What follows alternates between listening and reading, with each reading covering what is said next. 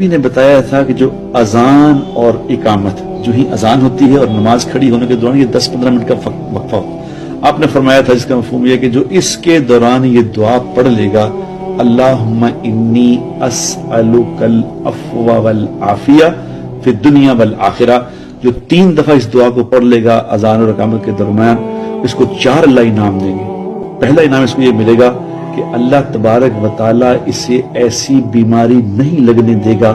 جس بیماری کی وجہ سے موت آ جائے، یعنی خطرناک بیماری سے اللہ اس کی حفاظت فرمائیں گے، نمبر 1۔ نمبر 2، اللہ تبارک و تعالیٰ اس کو تنہائی کے گناہ سے بچائیں گے،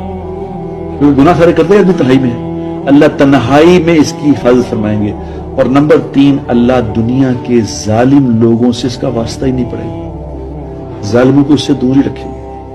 اور نمبر 4، جو ہمارا سب سے بڑا پرابلم ہے،